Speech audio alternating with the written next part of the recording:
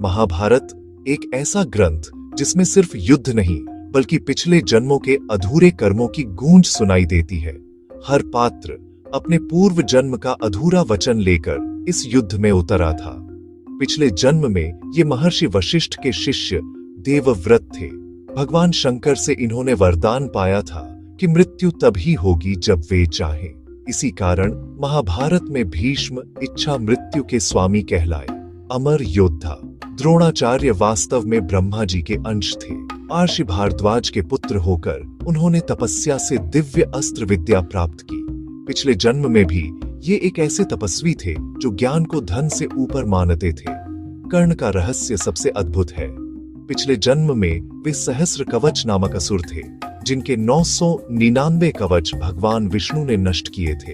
आखिरी कवच बच गया था और उसी आत्मा ने पुनर्जन्म लिया, कर्ण बनकर दानवीर और अद्वितीय योद्धा के रूप में।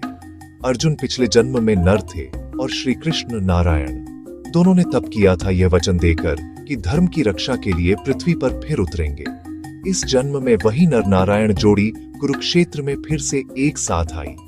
दुर्योधन पिछले जन्म में काली नामक असुर थे जो देवताओं के विरुद्ध लड़े थे और श्राप मिला था कि वे फिर से विनाश के कारण बनेंगे। कौरव रूप में उन्होंने वही अधर्म दोहराया और अंततः अपने भाग्य से हार गए। द्रौपदी पिछले जन्म में नलायनी थी, इंद्रपुत्री, जिन्होंने भगवान शंकर से 5 पतियों का वर मांगा था। इस जन्म में वो 5 पांडवों की पत्नी बनी। वरदान का यही परिणाम था। भीम पिछले जन्म में वायुदेव के पुत्र मारीच थे, इसलिए उनमें असाधारण शक्ति थी जो किसी भी राक्षस को परास्त कर सकती थी।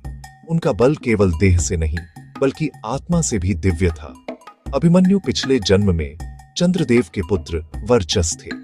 देवताओं ने उन्हें केवल 16 वर्ष तक पृथ्वी पर रहने की अनुमति दी थी, इसलिए उनका वीर गति पाना तय था, परंतु उनकी बहादुरी आज भी अमर है।